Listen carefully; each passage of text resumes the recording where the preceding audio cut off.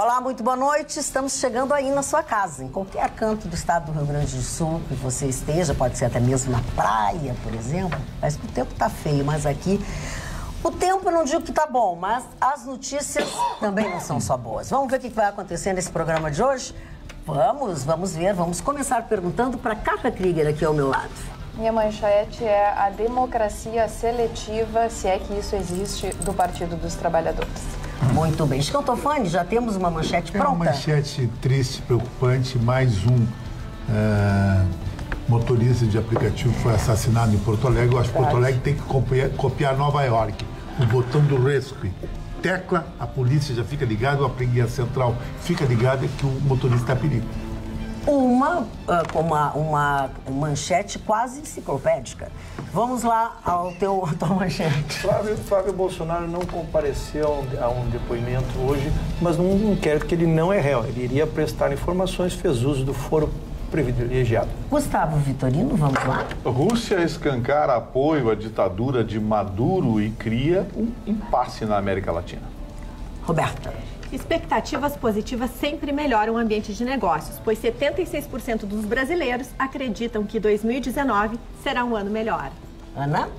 Damares Alves continua a polemizar e desta vez ataca Darwin, dizendo que a igreja perdeu espaço quando deixou a teoria da evolução entrar nas escolas. Marne Barcelos, eu por enquanto quero a manchete, mas eu vou te ouvir.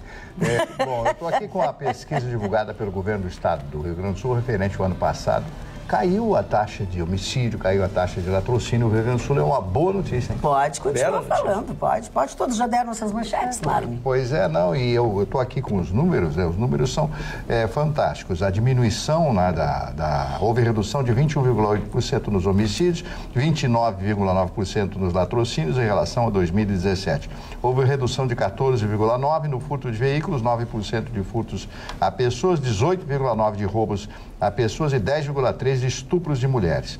O único índice que subiu foi o roubo a bancos, né? Que isso aí é a coisa mais, já se tornou uma coisa natural. Eu acho que essa aqui foi uma grande notícia que eu recebi na Rádio Pampa hoje pela manhã. Eu queria repercutir essa notícia, faça. porque quando esses números bons começaram a aparecer, nós repercutimos eles, acho que lá por agosto, setembro, porque foi um viés de curva mesmo. Nós chegamos vamos dividir em 4 anos, lá pelo segundo ano, o Rio Grande do Sul viveu um momento, talvez o seu pior momento, né? Nós criamos um pavor, se tinha medo de sair às ruas, as estatísticas estavam extraordinárias e ali foi feito um enfrentamento, o governo veio para a rua, prestou informação à sociedade e mudou suas rotinas, sua forma de atuar e se sentiu, foi perceptível isso que os números indicam, foi perceptível na segurança que se passou a ter mais nas ruas em relação a esses índices. Então, vem corroborar agora índices oficiais, eu quero dizer que isso, como cidadão, percebi essa evolução. Isso. O que eu percebi hoje também é que os assaltos a banco agora voltaram para as cidades, né? Como já viram que a polícia agora está conseguindo se preparar, conseguindo articular. Hoje, eles entraram num banco, assaltaram um banco em pleno bairro Três Figueiras, na Nilo Peçanha. Quer dizer, é difícil, né? Vamos falar sobre... Fala aqui mais que... Não, e só para complementar, e o que traz, às vezes, ainda mais perigo, porque eles temendo essas situações de ir por interior, serem pegos, eles acabam tendo reféns na capital, onde é muito mais fácil fugir, localizar o carro, mais um trabalho para inteligência. Mas acredito que tu quer saber o que eu quero saber do Darwin, porque eu tô louca para ouvir a ministra, porque tu sabe que quando a gente traz essas coisas da ministra e pega um pouco no pé dela, tá cheio de gente que nos xinga, nos enche de osso, porque nós não estamos respeitando a ministra e não estamos dando tempo às pessoas. Mas sendo justa com a ministra Damares Alves, ela deu essa entrevista em 2013 para um canal no YouTube chamado Fé em Jesus. 2013. E ela afirma, né, uma entrevista um trecho que está viralizando na internet, tem 53 segundos, mas durante a entrevista ela aborda em diversos momentos que a ciência ganhou espaço nas escolas porque a igreja deixou de ser, a religião deixou de ser o principal foco de estudo. É É claro que acabou viralizando, as pessoas falaram, mas foi em 2013, tudo bem, mas a gente tem que lembrar que isso demonstra os ideais e o que a pessoa imagina. Porque na sua posse ela falou que se meninas usam rosa, meninos usam azul, é uma ideia tão antiga daquele, vamos dizer assim, feudalismo da época das trevas, onde infelizmente a ciência era aí inimiga da religião. Tanto que o ministro da Ciência e Tecnologia do governo Jair Bolsonaro, o astronauta Marcos Pontes, foi procurado por diversas rádios e se manifestou sempre da mesma maneira, dizendo que hoje ciência e religião não podem se misturar, são assuntos completamente diferentes, e ele defendeu diversas plataformas que instituem que a religião, ele pelo menos espera que assim seja, não tenha interferência no desenvolvimento de pesquisas e pretende sim trabalhar até nas universidades, aumentando o número de pesquisas ou evitando que esses bolsistas que trabalham para melhorar a ciência no Brasil, que eles não sejam diminuídos, que tenham mais bolsas, a CNPq, todas aquelas coisas que o governo Jair Bolsonaro já falou que pode ser um foco de corte. E ele também falou uma coisa muito interessante, sabe, Vitorino? Falou que irá até Israel para dar uma olhadinha nesse processo de dessalinização das águas marítimas para trazer, sim, o sistema para o Nordeste brasileiro. Tem que se avaliar um pouquinho essa discussão, porque essa discussão entre igreja e ciência, ela é milenar. Ela faz parte da história da humanidade. Desde o tempo dos Illuminati, para quem não sabe, os Illuminati eram os cientistas e os artistas de priscas eras que eram excomungados pela igreja e perseguidos em países em que a igreja tinha o regime na mão. Se criou a comunidade dos Illuminatis na Europa, tendo como Copérnico, base... Galileu. tendo como base a Itália, e eles viviam escondidos. As pesquisas científicas eram escondidas, os escritos, os manuscritos eram secretos, porque a igreja excomungava quem fazia esses estudos. Com o tempo, isso foi sendo abrandado, e nos tempos modernos já se entende que a ciência e a religião podem e devem conviver. Nós temos um exemplo, Marli, o professor Moacir de Araújo Lima, que é um pensador religioso e que é um cientista, professor de física, um brilhante físico. Então, assim, é preciso se entender que os dois segmentos têm campo fértil no imaginário popular. Os dois segmentos têm campo fértil para a humanidade no seu caráter evolutivo. A ciência é necessária, sim, mas a religiosidade também. Agora, fazer essas duas comunidades se desentenderem é, digamos assim, parte de uma estratégia de destabilização social. E eu acho que nós não podemos entrar nessa. Em realidade, a religião é empírica. A religião é empírica, né? O credo é empírico, porque não existe comprovação científica. Darwin, quando fez A Sua Origem das Espécies, que foi um livro de uma viagem que ele fez, às costas ali do Equador, no Beagle, né? Ele ficou 15 ou 20 dias ali, depois foi para outras partes do mundo, e cria a teoria da origem das espécies, que funciona até hoje, embora já no momento atual alguns discordem de alguns pontos propostos por ele há 200 anos atrás. Então, em realidade, sempre houve isso, e o Vitorino colocou de uma forma fantástica. Só que eu acho que a igreja prejudicou muito a ciência. A igreja prejudicou de uma forma brutal a igreja, o Da Vinci, o Copérnico, Galileu... Copérnico cometeu heresia de dizer que o mundo era redondo, né? Como é que pode dizer uma coisa dessa? Que absurdo. Que o Sol era o centro, né, de todos nós gravitacionais. A geocentria e tal, todo mundo conhece, todo mundo estudou isso aí, evidentemente. Agora, o que eu quero dizer é o seguinte, quando ela disse isso, quando a senhora Damares disse isso, ela falou que não arroba, sei lá por que ela disse. Há muitos anos atrás, ela estava falando para uma emissora voltada para a religião que ela segue e que, inclusive, ela é ministra, não sei exatamente, tem um termo na religião evangélica. Ela é pastora. Então, assim, ó... Presbítera? Chama a atenção que há também uma busca de tentar desestabilizar essa ministra. Por quê? Porque se, diante do cargo público, agora, 2019, essa senhora vem a público e menciona essa afirmação, realmente a gente vai checar que ela está cometendo uma heresia. Mas se trata de um depoimento que ela deu para uma rede interna dentro de uma igreja própria e que as pessoas têm direito a ter as suas crenças e separar as suas crenças pessoais da sua posição como ministra de um país laico, que é o Brasil. Me assusta isso que tu estás dizendo. Me assusta. Porque, Roberta, se tu acredita, se tu tem uma religião, se tu acredita numa coisa, e ela disse isso em 2013, tá? E ela agora vai mudar de ideia, pra mim não serve. Não é uma questão de mudar de ideia. Não, tu acabou de dizer que ela falou em 2013. Se hoje ela mudar e falar diferente... Eu gostaria de voltar e defender o que eu quis dizer ao telespectador. Então, o que tu quis dizer? O que eu quero dizer ao telespectador é que ela dê um depoimento interno para os seus religiosos, para as pessoas a quem ela está lá dentro da sua igreja, das suas crenças. Enquanto ministra agora, se ela manifesta a mesma posição para fora, existe o público e existe o privado. Eu sigo a minha religião, no entanto, eu estou aqui e respeito a todos.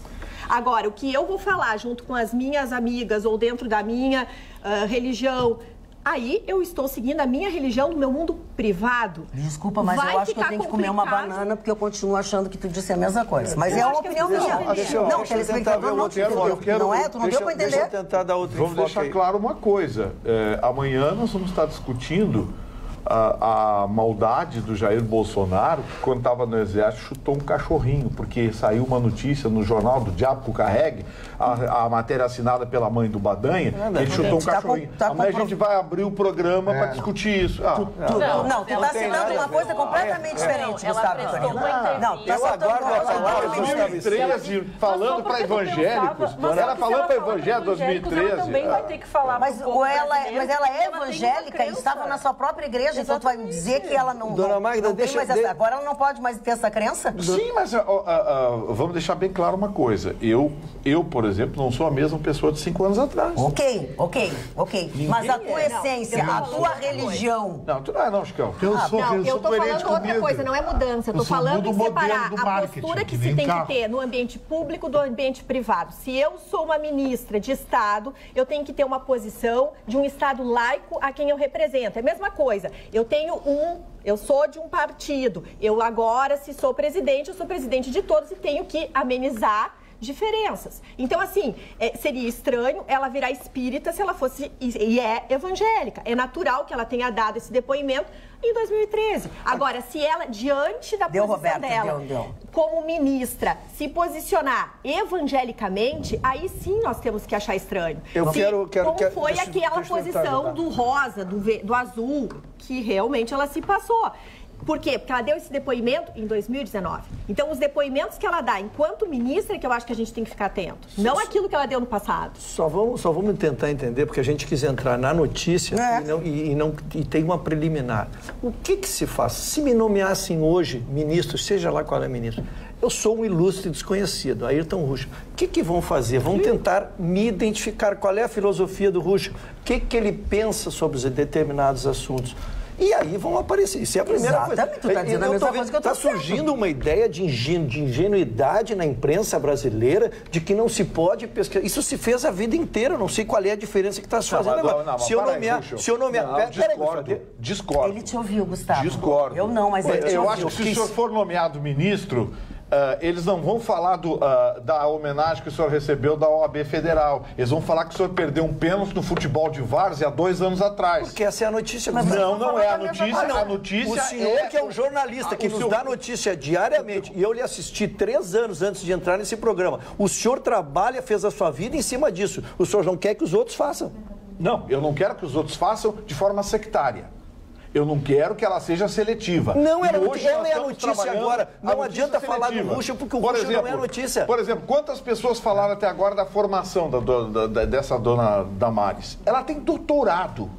Sim. É uma moça de educação. Alguém falou? Sim, mas já saiu. Estão falando que ela, há 2 anos, 3 anos atrás... Nós vamos abrir. Então, eu vou dizer para ti que é jornalista. Nós vamos abrir agora o programa. Dona Magda, isso é seletivo. Se tu deixares nós vamos abrir, o Ruschel falar... Eu quero terminar meu argumento. Como ele te deixou falar, talvez aí nós pode ser... Abrir mas é seletivo. Mas depois tu fala. Depois tu fala. Tu não pode eu vou abrir o programa todo dizendo assim, a ministra Damares tem pós-graduação e coisa. Amanhã eu abro o programa e digo, a ministra Damares...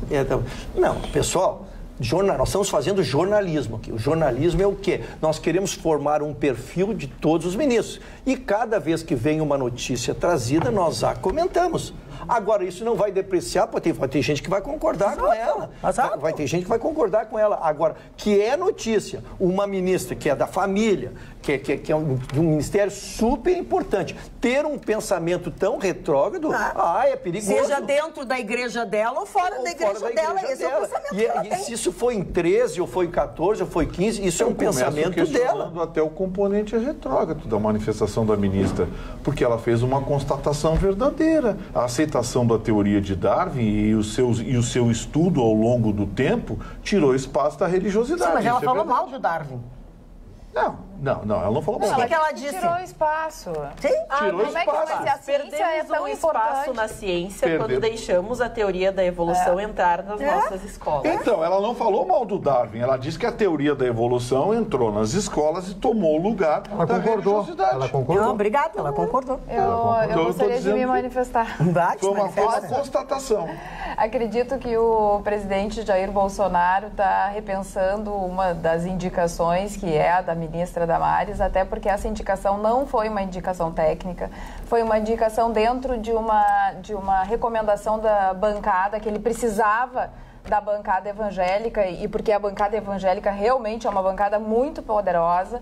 Então, talvez ele esteja repensando, porque a gente percebe que dentro dos técnicos, ele não tem tido tanto problema como tem com a ministra Damares. A Apex é um horror, né? De outro lado, se nós tínhamos a questão da ideologia já embutida nas escolas e tal, e a gente vem tratando desse tema há tanto tempo, a gente também não pode querer outro tipo de ideologia, né? Como o Ruschel disse. Então, acho que tem que ter o contraponto, se não é nem de esquerda, também não pode ser de direita, não pode ser conservadora demais. Essa é a minha opinião. E com relação a isso, e aí eu acho que as pessoas precisam ser coerentes, eu quero engatar no meu tema, que eu chamei de democracia seletiva do Partido dos Trabalhadores, depois de que Gleisi Hoffmann, que é a presidente do Partido dos Trabalhadores, e o próprio partido justificou dessa forma, disse que na Venezuela teve uma eleição democrática e por isso ela estava indo e foi até a posse do Maduro. Foi até a posse do Maduro, quando aqui na eleição levantaram a bandeira dizendo que a democracia no Brasil estava em perigo. A democracia no Brasil estava em perigo em função de Jair Bolsonaro, fascista, nazista, a democracia está em perigo e tudo mais, e apoia, de outro lado, uma ditadura que todos nós sabemos que é ditadura. Cadê o Partido dos Trabalhadores? Cadê as pessoas que fizeram as campanhas e que levantaram bandeira antifascismo, antinazismo? Será que não vão se manifestar? Será que é tudo seletivo? Se está de acordo com aquilo que eu penso, está do meu lado, da esquerda, bom, então eu não vou falar, melhor não falar. Não, essa atitude do Partido dos Trabalhadores, de Gleisi Hoffmann, bota uma pá de cal e enterra o Partido dos Trabalhadores, porque vai precisar de uma outra representação de esquerda para que tenha realmente uma oposição coerente no nosso país. Essa é a minha opinião. Posso pegar a linha? E casualmente, não é por casualidade, porque são todos experts, são todos profissionais da política, né? Há uma longa entrevista do Ciro Gomes, exatamente hoje, né? Praticamente dizendo o que tu diz, sepultando o Partido dos Trabalhadores e avocando-se como o futuro líder do centro e de esquerda, exatamente analisando essa coisa. E veja, é tão uma falta de orientação. 3 chefes de Estado apenas comparecerão a essa posse. Quer dizer, tu te expõe... que eu digo, é que nem casar com noiva feia, velho. Tu compra uma briga que tu não precisa. O Ortega, o Cubano e o Evo Morales. Que tu não precisa. Quer dizer, se o partido se imaginava reconstruir, se o partido imagina voltar a ter credibilidade...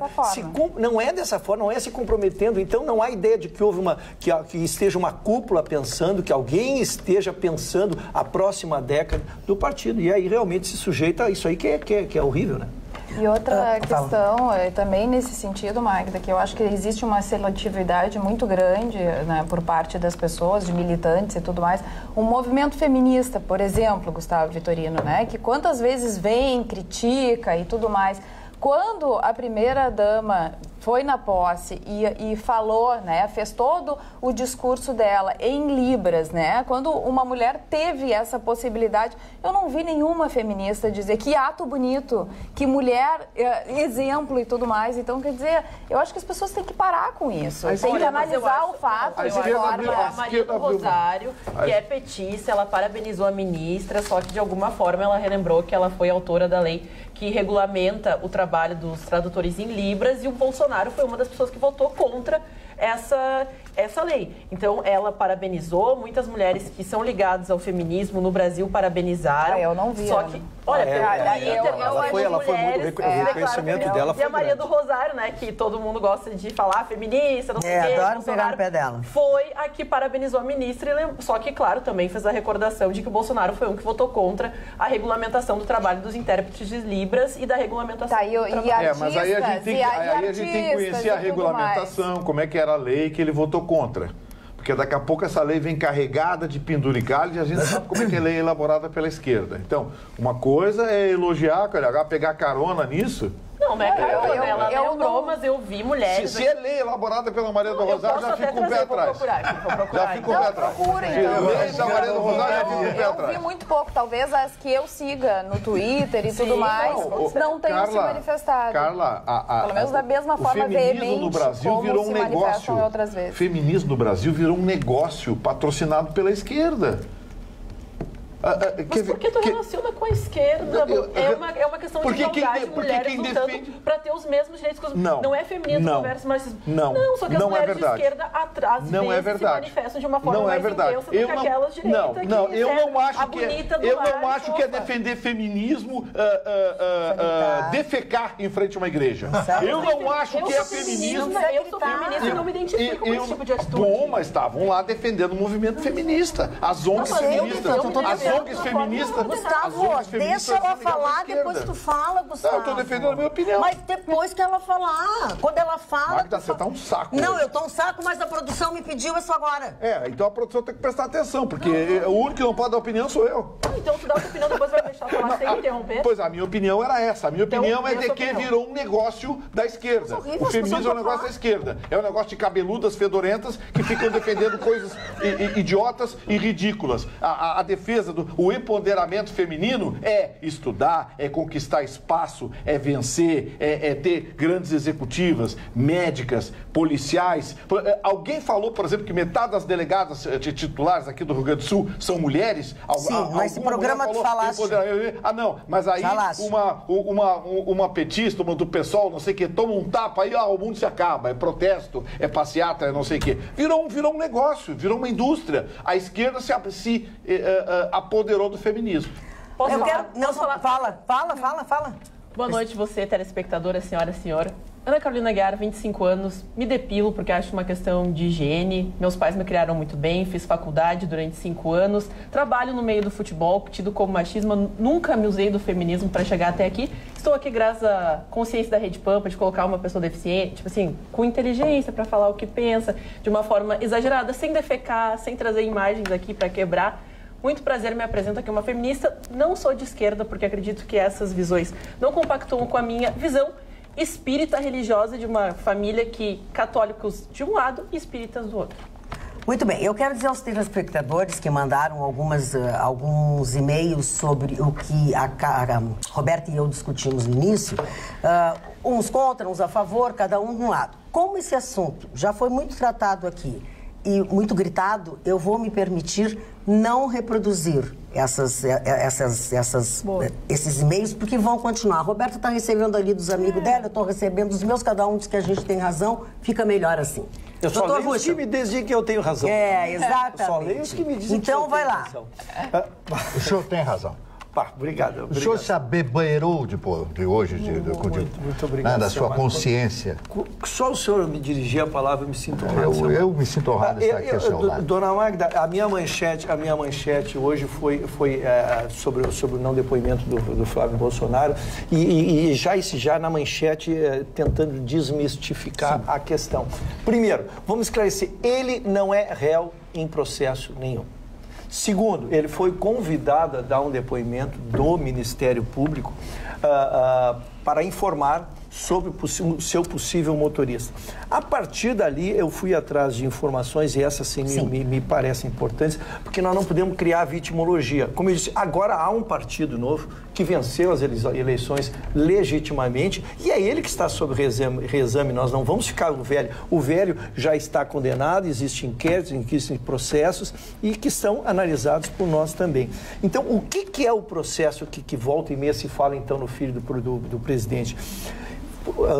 Furna da onça. Foi isso que se deflagrou no Rio de Janeiro, normalmente. Tem nada mais, nada menos que 10 deputados presos. Temos 75 servidores examinados. Um desses 75 é o motorista do Flávio. Sim. Né? Não teria nem por que se deixar o motorista do Flávio fora. Isso. Só porque ele é motorista do Flávio para não mostrar perseguição? Não. Então estão sendo 25. Sabe quantos mexeram essas 75 pessoas? 207 milhões. É muito dinheiro. Então o COAF pegou todo mundo. E ali se está investigando. O que a imprensa faz? Vai falar do motorista, o seu José da Silva, ali que ninguém conhece. Não. A notícia é o motorista do seu Flávio Bolsonaro. Isso é óbvio, né? Então, eu fico com a opinião do general Heleno, um homem de maior respeitabilidade, que por nós foi muito elogiado aqui, e ele disse uma frase: este senhor, o motorista, tem que dar explicações mais consistentes. E é isso que se aguarda. Ele foi chamado para o depoimento, não compareceu, esse Queiroz. Suas filhas foram chamadas, não compareceram. E agora o Flávio Bolsonaro já pediu cópia do processo, vai usar seu foro privilegiado, vai marcar um dia e hora e lá vai comparecer. Tudo dentro da democracia, tudo como foi, todos os processos que trazemos aqui, e assim vai ser neste processo do seu Flávio Bolsonaro. Sou telespectadora assídua de longa data. Presenciei ofensas, brigas, desmaios, abandonos, entradas histriônicas, saídas à francesa e tudo mais que esse programa maravilhoso nos proporciona diariamente. Sou um grande admirador e fã do Sr. Marne Barcelos. Obrigado. Mesmo que em certas ocasiões ele tenda muito à esquerda. Ontem ele citou Simone de Beauvoir, uma marxista feminista que pregava o aborto, a abolição da família e outras coisas que não cabe nem aqui citar. Mas creio que entenda o Sr. Marne. Certa vez, se não me engano, ele comentou que costumava frequentar um bar próximo a uma sede de um partido comunista e que seus companheiros de bar eram todos deste partido. Acho que daí que vem esse lado mais comuna dele. Primeiro, na verdade. Para aí, mesmo ele esquerdando um pouco, eu, um direitista, sigo admirando esse grande radialista e apresentador. Um fraterno abraço a todos, Leonardo Lindenmayer. Eu gostei do sobrenome. O que eu quero dizer é o seguinte: primeiro, eu nunca frequentei bar frequentado por comunistas. Eu frequentei um bar em Portugal, ao lado do Partido Socialista Português. Era um bar que tinha ali, um bar maravilhoso, e que tinha um bom uísque, um uísque novo de 8 anos, que era o Ballantines, meu uísque, à época preferido, hoje não existe mais isso na minha vida. Chique, hein, amigo? Outra coisa, Marx, eu não posso deixar de reconhecer a genialidade dele, como não posso deixar de reconhecer a genialidade do Engels. Em todos os lados existem pessoas geniais, existem pessoas maravilhosas, que têm o seu pensamento. Eu quero estudar todos os pensamentos, mesmo na área da filosofia, o Vitorino na área do direito romano, etc. Todos eles, você pode discordar de muitas coisas, mas você tem, vou usar o mesmo termo que eu usei agora, se abeberar, você tem que beber esse conhecimento para ter o discernimento de escolher este ou aquele lado, se é que você pretende escolher um lado. Eu acho que o meu lado não existe, eu sou o centro, eu quero aprender com todos. Uma pessoa de esquerda pode me passar muito conhecimento, como uma pessoa de direita pode me passar muito conhecimento. E qual é o problema de você ter um amigo comunista ou de você ter um amigo de extrema direita? O Chicão Tofani é de extrema direita e é meu amigo. E qual é o problema de ser amigo do Chicão Tofani? Agora eu vou ser criticado porque o Chicão Tofani é meu amigo e ele é de extrema direita? O Chicão é uma pessoa maravilhosa, ele tem os conceitos dele, o Vitorino tem os conceitos dele, todos nós temos conceitos diferentes. Exatamente. Isso que faz parte da vida, a imperfeição, que seriam dos homens, se nós homens todos fôssemos perfeitos, aí seria um desastre total. Nós procuramos, dentro da imperfeição, a perfeição, e por isso somos homens. Chicão Tofani, só Dona Magda, você me dá 5 segundos só de aplaudir, senhor Mani. Vou dizer uma coisa, é um aprendizado, senhor. Mas é verdade, agora, é um aprendizado. porque o senhor gosta de ler Marx, eu adoro. Murilo. Quando ele escreveu, hein? Murilo. Não é Murilo, isso aí é se posicionar. Chicão Tofani, por favor. Olha, Dona Magda, a minha manchete foi sobre um assassinato dos aplicativos. Sim, mais um motorista de 22 anos. Eu comecei no início do ano passado a fazer uma experiência de 2 anos de não andar com automóvel para ver qual seria a minha reação, se ia gostar ou não. E aí eu conheço bastante o aplicativo. Eu vivo praticamente, eu pego acho que uns 8 carros por dia, me desloco em todos os lugares, até para a praia de aplicativo. E um dos motoristas, o Carlos Ferreira, meu amigo, ele me deu em real time, me ligou dizendo o seguinte: houve um assassinato, que já está na mídia, de um segundo motorista num aplicativo. E vai ter uma parada dos aplicativos em protesto no dia 20 de janeiro. O que os aplicativos pedem em exigência, que eu acho que o EPTC poderia ver com bons olhos. Isso eu não vejo nada demais, porque em Nova York fizeram um processo bem mais seletivo nos aplicativos. Eles pedem o seguinte, dona Magda: mostrar o destino. Não é todos os aplicativos que mostram o destino. Isso aí o motorista pode até fazer uma certa triagem, que embora eu acho meio relativo esse pedido, por causa que hoje muitos bairros de risco é considerado e não são na realidade bairros de risco. Por exemplo, o aplicativo não entra em algumas regiões de Canoas que é um lugar normal, mas tudo bem, é uma das exigências deles. A outra é a quantidade de viagem do passageiro. Essa eu acho fundamental. Porque normalmente o bandido, quando ele comete o assassinato, o crime contra o motorista ali, ele não é um usuário que nem eu, que nem talvez o telespectador. Eu uso muito aplicativo. também, principalmente à noite, é um quando cara eu saio. Que eventualmente, aí ele pode ficar de olho. O terceiro é uma avaliação do passageiro. Essa é uma coisa muito relativa. Por exemplo, eu sou um cara que me comunico com o motorista, mas tem muitos passageiros que não falam, às vezes até são antipáticos. Isso não quer dizer que o cara vai ser um bandido.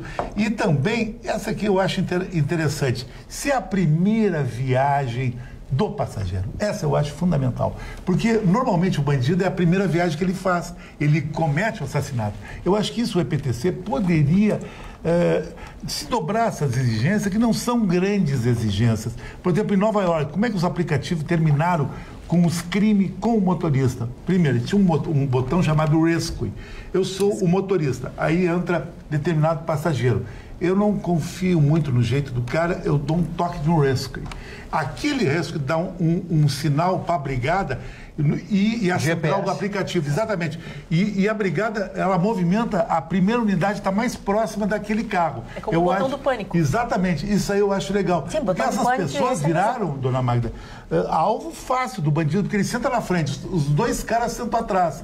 E de repente, no meio da viagem, o cara vem com um revólver. Chicão, como todas as coisas têm mais de um lado, e graças a Deus cada pessoa tem a sua opinião, eu tenho uma dúvida. Se esse botão existe e eu corro o risco do motorista acionar e eu ser preso, será que eu não mato o motorista logo em seguida? Não, mas era uma atitude suspeita. Eu vou fazer uma segunda... Você, dona Magda Beatriz, não é um passageiro que tem um perfil de suspeito. Normalmente o perfil suspeito é 3 guri que pegam perto de um shopping, de uma balada, estão vestidos daquele jeito que leva mais aquele perfil de bandido e querem ir para um lugar que é um lugar tácito de querer fazer uma desova. Eu acho que aí cabe o botão nesse caso aí. Eu não sei a opinião dos outros. Vou te dar uma notícia em relação a isso. Tem uma associação aqui de motoristas de aplicativos aqui em Porto Alegre, que na época que estavam votando a regulamentação dos aplicativos em Porto Alegre, eles apresentaram uma proposta para aumentar a segurança dos motoristas. O prefeito Marquesan ratificou a proposta. Foi derrubado na Câmara de Vereadores. Mas por quê? Os vereadores derrubaram. Deve ser porque os vereadores não são motoristas de aplicativo. Não são motoristas de táxi nem de aplicativo. Foi derrubado na Câmara de Vereadores. Mas não custa nada fazer isso para os motoristas. Essa é a parte mais frágil dessa operação. Eu uso muito pouco, a moto me traz essa facilidade, né? Mas uma coisa que nós discutimos exaustivamente, eu fico inconformado, é tu não ter a questão do uso do dinheiro. Porque o cartão de crédito, eu acho que tem que se fazer uma estatística, né? Eu estou falando em tese aqui, mas eu me dobraria pelos números. Mas me parece que quando há o cartão, que se exige que alguém tenha o cartão, o índice para não dizer nulo. Né? Eu não vejo... Tem uma manifestação aqui de uma telespectadora dizendo: avisa o Chicão que com o Cabify nunca aconteceu um assassinato. Por quê? Porque não usam dinheiro. No Uber, ao contrário. E tem mais, a Uber não exige a folha corrida policial dos motoristas, do último 99, que usam até tornozeleira. Tudo bem, mas eu acho que tu privar o cara de não usar o dinheiro, a maioria da população, o 99 cresceu barbaramente como aplicativo. Hoje ele rivaliza com o Uber, como o número 1 da cidade, gente que aceita o dinheiro. Não tem crédito. Não tem crédito. E aí não pode ter cartão de crédito. Agora tem uns cartão pega e paga, aqueles de acesso também, mas não acho Teria que ter, talvez, quem sabe lançar um cartão desse que tu pré-pago. Acho que essa ideia que o Chicão deu de ter o currículo do passageiro, quantas vezes ele pegou, isso só cartão de crédito. Muito interessante. O cara, sabe, o cara fica mais relaxado. Agora, alguém pede um Uber lá na rebimboca da Parafuseta. Pela primeira vez está pedindo um Uber, não tem cartão de crédito, vai pagar em dinheiro? O cara já pensa assim. Tá com 3 amigos. De repente eles podem não mandar o cara. Não, mas aí que tá. Ajuda. É que o motorista tem que aceitar pelas regras. Ele só vê a rota quando ele aceita. Quando ele aceita. Ele tem que aceitar. Ele pega o... Não, isso aí no Uber, no 99 não. O passageiro entra Uber para não ter o constrangimento. Quando ele chega no passageiro, que o passageiro entra no carro, aí que ele aperta o botão. Aí é que aparece a rota, como que paga, não sei o quê. Enquanto que essas medidas que o Chicão falou seriam interessantes. Entrou o pedido, o motorista, antes de aceitar, já está sabendo. Olha, é um passageiro com tantas corridas, com isso e com aquilo. Porque no Uber tem uma nota. Legal, vou aceitar o cara. Olha, pela gravidade, pelo número de assassinatos, pelo número... Tá demais, todo dia a gente... Eu acho que criar... Tu não precisa ter crédito. Hoje tem cartões que tu alimenta com dinheiro. Isso que eu estou dizendo, pode ser cartão pré-pago. Lança um cartão pré-pago. Lança um cartão pré-pago, o cara vai lá... E o ônus da organização é tua. Eu que quero andar de aplicativo, eu que vou lá atrás do cartão, compro e alimento ele, né? E não inverter o ônus. Eu sou um motorista de aplicativo, fico exposto ao risco porque o fulano lá não quer carregar seu cartão lá. Eu quero dizer para vocês... Há uma inversão em favor da vida. Eu acho que a recusa em disponibilizar para o motorista imediatamente, Chicão, e essas medidas de proteção que foram derrubadas pela Câmara de Vereadores... Eu queria saber quem é que derrubou isso lá. Porque é uma questão de ter gente morrendo aí por nada. Todo dia a gente fala de motorista morrendo aqui. E outra coisa, Rússio, essas empresas de aplicativo 99, Uber, Cabify, são grandes multinacionais, elas têm condições de aplicar e isso não é nada. Lógico, isso não seria nada. Ou até de alguma forma propiciar uma segurança particular. Porque a gente sabe que o poder público é difícil envolver, já tem as suas necessidades, mas ser até algo planejado pelas empresas, preservando aqueles que trabalham para ela, porque eu uso muitos aplicativos móveis, porque infelizmente às vezes tu paga o estacionamento o mesmo valor da corrida de um aplicativo, e certa vez o motorista me disse que foi uma senhora que chamou no bairro Moinhos de Vento, uma senhora grávida que chamou ele, quando chegou no destino assaltou. Tava com uma arma e ele falou assim, a mulher grávida. Não tem nada que ver. Então tem nada que ver. Facilidade, a pessoa se veste. Isso é o ser humano, né? O ser humano não tem conserto. O que a gente está falando é de minimizar os riscos. A gente que sai à noite, né? A gente vê as festas, começa a chegar um carro atrás do outro. Não, ninguém mais vai de carro. Ninguém mais vai de carro em festa. É uma necessidade. Eu digo que hoje, eu me atrevo a dizer que 80% das pessoas que estão dentro de um evento desses aí que a gente vai, não estão de carro. Bebida, pela segurança. Há uma fila de carros chegando, quer dizer, hoje é uma imposição social. Ou tu faz esse enfrentamento, ou tu protege, assim, ou nós vamos estar expostos a Eu acho que a solução disso é simples. Nós temos a Câmara de Vereadores aqui, um vereador procura a nossa presidente lá. Olha, vereador, eu queria pressa, urgência em propor uma lei que estabelece obrigatoriedade para esses aplicativos. Sugiro para o vereador Mauro Pinheiro, que é um homem eficiente, está sempre em cima. Vai lá. Mauro Pinheiro é um bom para fazer isso. É só estabelecer a regulamentação e pronto. Tenho certeza que a presidente Mônica Leal colocaria isso em caráter de urgência, votação, porque Pô, tá evidente, todo dia... Sabe o que eles estão sofrendo, Gustavo? Sabe o que eles estão sofrendo, Gustavo? Como eles não existe o perfil do profissional do motorista de aplicativo. Existe o taxista. O taxista é organizado, ele só faz aquilo. Mas esses meninos são eventuais. Então eles não são uma associação, eles não são organizados. Eles só complementam, eles ficam mais vulneráveis. O garoto de Guaíba que foi assassinado naquele crime bárbaro. 21 anos, 22 anos. Uma barbaridade.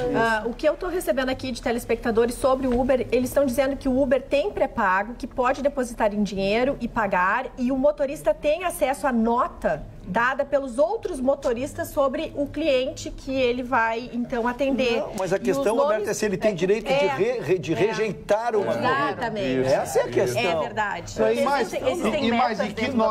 E que nota teria um sujeito desse? Pois não, vai pela primeira vez, que é justamente os bandidos.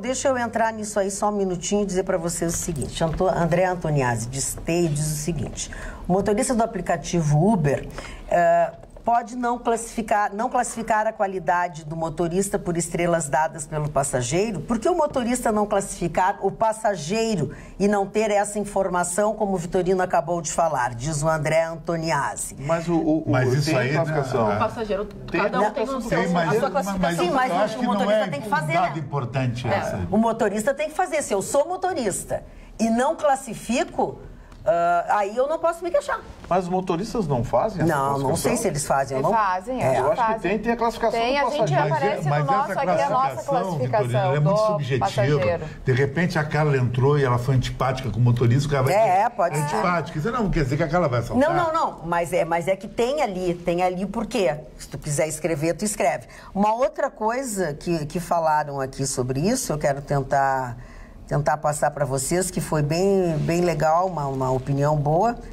E o Uber pode também, alguns aplicativos suspendem os clientes, porque a gente sabe, como o Ruschel trouxe a questão de saída de festa, justamente as pessoas às vezes estão muito embriagadas, causam estragos no carro. É verdade. Então, se tu reporta isso, é um poder do motorista reportar para Uber depois de uma análise da tua ficha no aplicativo, porque às vezes a pessoa, né, merece aí, um dia que se passou. Mas se isso é uma atitude decorrente, tu é suspenso do aplicativo por 15 dias. Conheço pessoas que passaram por isso, por ter passado por uma situação constrangedora. Mas não quer dizer que o ladrão ele vai direto no rio, cara, com o revólver e pá. E é a primeira viagem. É a primeira viagem é fundamental. Olha aqui, falando sobre isso tudo que nós estamos falando, o Jean Stais, ele diz o seguinte, até porque se deu números aqui, e o Ruschel foi um que achou que a violência tinha diminuído, enfim. É assustadora a escalada de violência no Rio Grande do Sul. O assalto ao Banco do Brasil, bairro Três Figueiras, Porto Alegre, o assassinato de um motorista com tiro na nuca em Viamão, somam-se a uma série de eventos sangrentos que ladrões e assassinos empreendem no Rio Grande do Sul desde a virada dos governos federal e estadual. É uma clara retomada da escalada de violência que assusta o Rio Grande do Sul há pelo menos 5 anos, é o que diz o Jean Stais. E o Jean Stais faz um alerta aqui para todos nós, diz o seguinte, com relação ao governo do Estado, a parte de jornalismo do governo do Estado. Ele disse que as pessoas escolhidas estão preparando demissões em massa no jornalismo do Piratini. E que o próprio diretor de jornalismo, eles iniciaram não faz muito tempo uma reunião coletiva, existe a suspeita dos porões do Palácio, que espera-se uma demissão em massa. A especulação é de que eles gostariam de levar seus ex-colegas de uma determinada emissora para o Piratini. Ele já levou por cargos chaves 2 egressos, enfim, e tal, barará. Isso é muito ruim para a nossa categoria. A primeira parte que me diz respeito. Mas isso já... Não, isso sim. Tira. Mas isso trabalha com quem tu isso dá preferência efetiva de determinadas coisas que já aconteceu no governo, no nosso governo estadual, tá? Também é a mesma coisa que está se repetindo. Mas é só porque ele citou a questão Primeiro, nós pegamos uma amostragem, aqui a estatística que o Marne trouxe, nós saudamos, é uma estatística de 12 meses. Sim. Eu não vou comentar uma estatística, eu não vou chamar de oportunística, mas é uma amostragem muito pequena, são 10 dias, e de que isso já seria resultado de uma política. E ele chama os dois, ele fala no estadual e no federal, né? Eu acho que em 10 dias não faz tese nenhuma. Nada. Nós podemos ter tido assalto a banco, que por sinal é o único que não baixou os índices, que aumentou, isso então continua o problema, ou seja, né? Então eu acho que assim é muito curto para a gente começar a fazer tese em 10 dias sobre uma matéria de segurança que é tão complexa. Porque ainda é oportunidade para as pessoas mal intencionadas, os bandidos, porque sabendo que estão trocando cargos, que as pessoas estão trocando chefias, planos de governo, se aproveitarem desse ato onde acontecem essas situações. E eu vi em certa pesquisa, confesso que eu não sei qual foi o meio que foi vinculado à pesquisa, mas é justamente que os estabelecimentos comerciais que antes tinham um grande volume de dinheiro, hoje, por lidar com o cartão de crédito, é muito arriscado tu ir numa loja assaltar, porque às vezes não tem dinheiro no caixa, todo mundo paga tudo no cartão. Então foi uma estratégia dos bandidos procurarem agências e procurarem locais, estabelecimentos comerciais com caixas eletrônicos para ter o dinheiro em espécie. Porque hoje, eu confesso, eu abri mão de usar dinheiro, as cédulas, porque eu tenho medo de ser assaltada, me levarem a quantia. No cartão de crédito é uma tarja plástica, tu liga em 15 minutos, tu consegue cancelar todas as operações.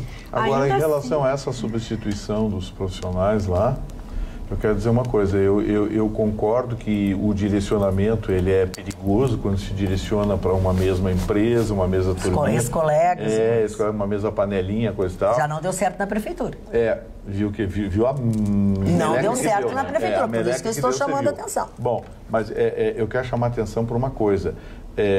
Na contramão disso, vocês viram o que aconteceu no Ministério da Educação com a história do edital dos livros? Muito. Sabe o que foi dito hoje pelas pessoas que estão investigando? Aquilo foi fogo amigo. Foi alterado dentro do Ministério. Não foi o ex-ministro nem o atual ministro que alterou, para criar o constrangimento. Aí eu lembro do que disse o Lorenzoni, do que disse o Mourão.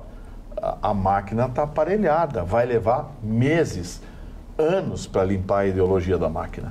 Exatamente. Então é fogo amigo. Mas não confia em ninguém. Não. Não está dando para confiar em ninguém. Porque foi mais de uma década de aparelhamento da máquina.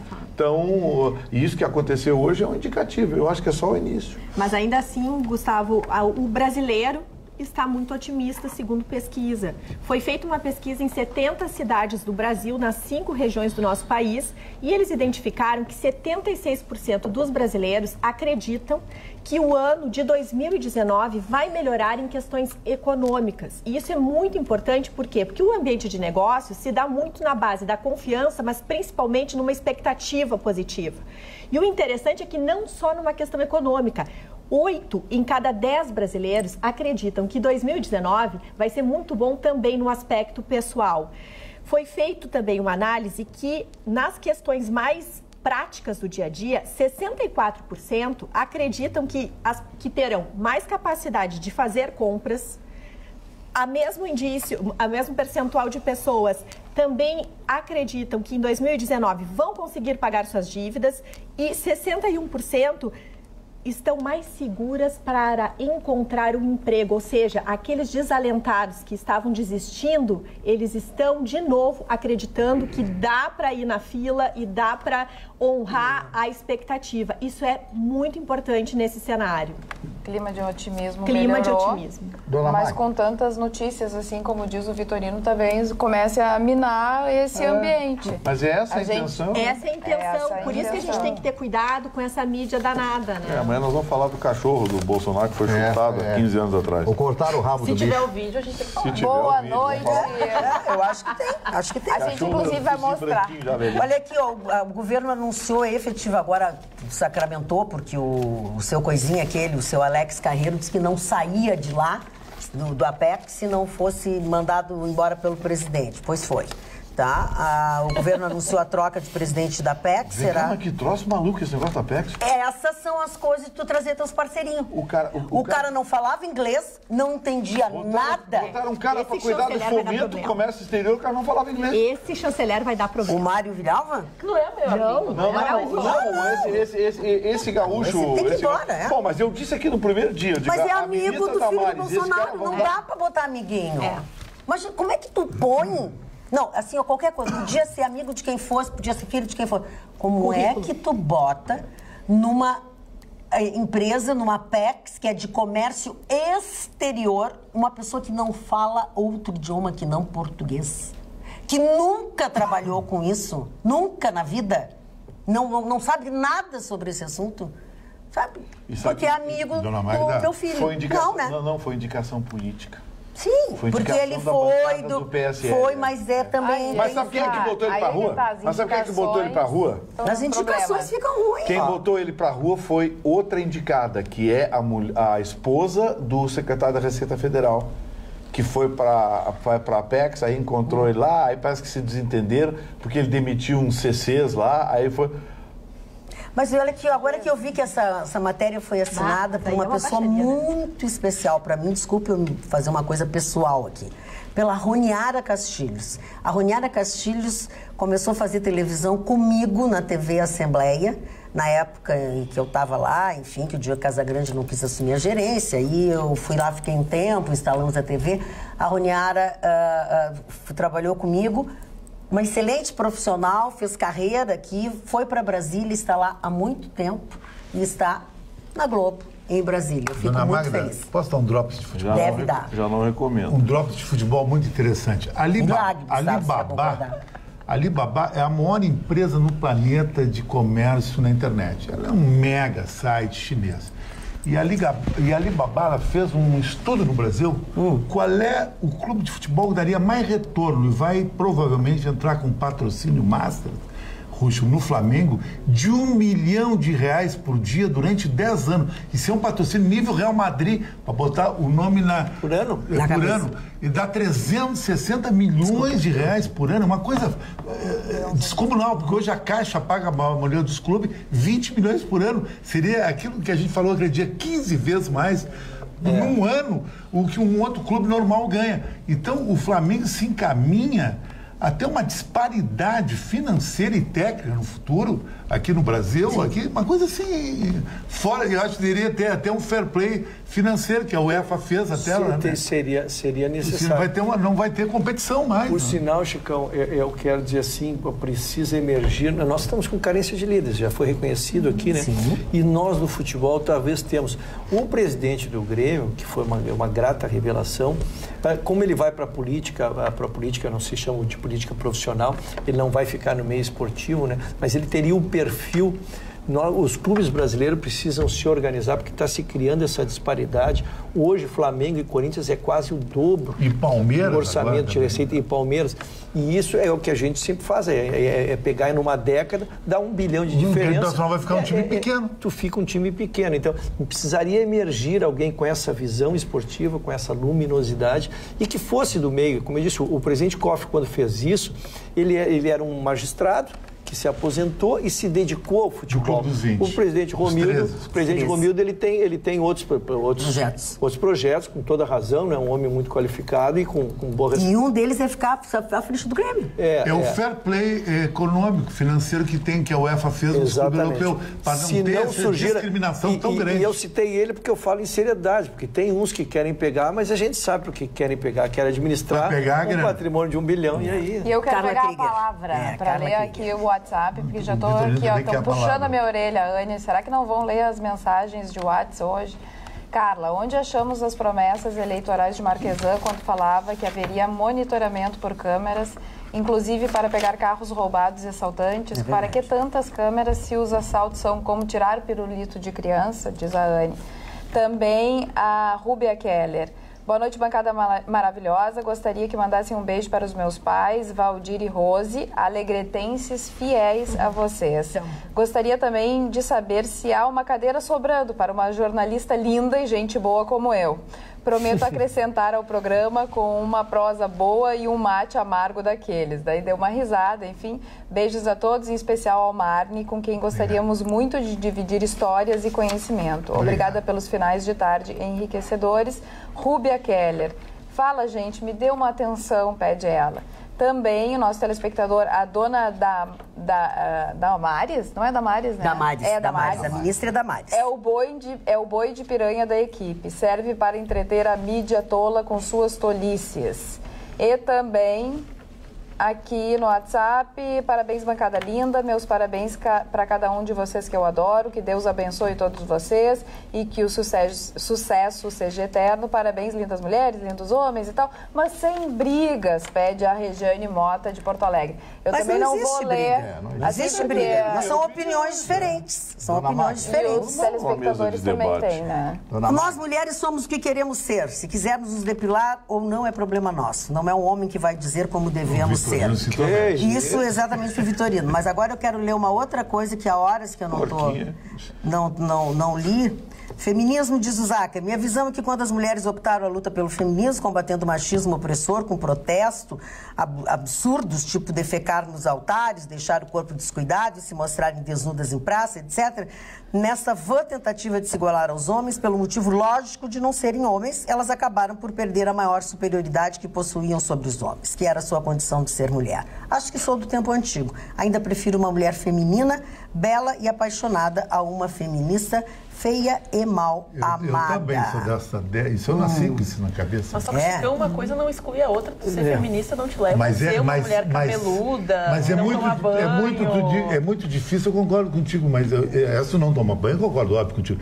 Mas é mais fácil encontrar uma mulher bonita na direita, que gosta do savoir-faire, do fair play, bababá, que uma esquerda de bandeira. Tu não acha a Carla bonita, tu não acha a Roberta bonita. Mas eu não acho mulheres da esquerda, só isso. Não. Não, mas daí tu está só condicionando a questão partidária, tu está condicionando a questão política. Olha aqui, ó, a Débora... O feminismo não é de esquerda nem de direita, é o movimento das mulheres. Eu vou ler a última coisa aqui, tá? Boa noite, bancada top. Magda, essa bancada já teve de tudo. Gente doida, gente que precisava se tratar, gente que não aceitava pensamento contrário, gente que só xingava como o Chicão. Enfim, só xingava ou brigava com o Chicão. Enfim, mas essa Ana... Que equilíbrio. Adoro. Me representa. Abraços, Débora Santos. Eu quero zerar. Não, eu quero zerar meu faltei durante a semana aqui. Eu quero. É rápido. Seu Marlos Pinheiro e a Graziella, que tem muito orgulho dessa esposa, que está fazendo pedagogia em Canoas, sucesso a esse querido casal.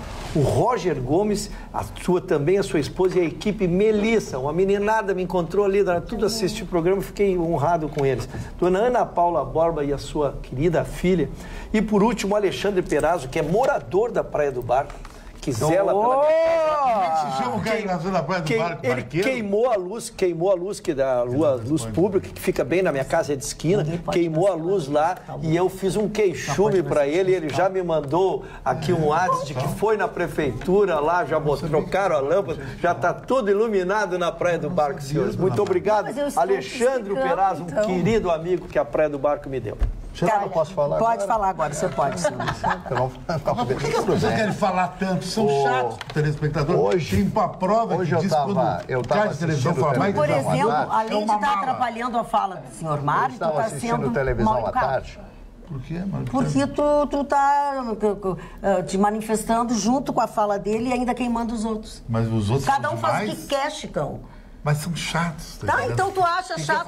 Quer um tampão de ouvido? Não, mas... Vamos, Mário Barcelos. Não vai dar mais tempo. Dá tempo, Mário Barcelos. Bom, hoje, vou repetir pela 4ª vez. Hoje, à tarde, eu estava zapeando televisão, o programa Vídeo Show da Globo vai terminar. Eu já comentei isso aí. E aí colocaram o Moacir Franco, que é um campeão. Meu amigo há 50 anos de amizade. E ele entrou no programa, arrebentou o programa, maravilhoso, extraordinário. E disse uma coisa, ele está com 82 anos, está se aproximando do inevitável.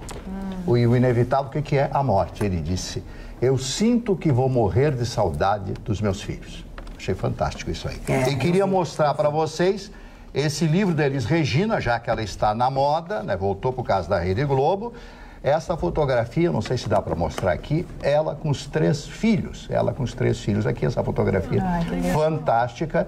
Ela com a Maria Rita no colo, o João Marcelo. E como é o nome do menino, do mais novo? Pedro Mariano. O Pedro Mariano, que é apresentador de rádio e televisão da que é filho dela com o César Camargo Mariano. César Camargo. Está ali, Elisa, baixinha, minha querida amiga, também foi minha amiga, conheci ela, quando na época eu trabalhava com o Ivo Serrão Vieira, no estúdio do Serrão Vieira, e na época era o locutor que gravava, fui o locutor que mais gravou comerciais no Rio Grande do Sul. Muito obrigado por deixar eu falar. Muito bem, Carla. Olha aqui, ó.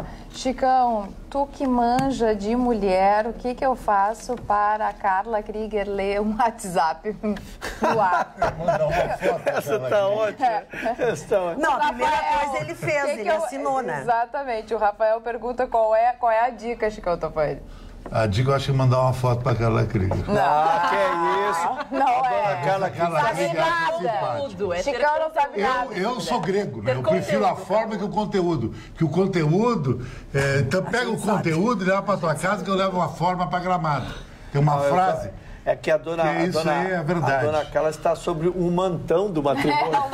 O marido dela é 1,90 m, não é um mantinho, é um mantão do matrimônio. Deixa eu só dar uma informação aqui. Opa, é sério. Em dezembro de 2009, o deputado Bolsonaro, então, era afiliado ao PP e era membro da Comissão de Constituição e Justiça. Ele era suplente.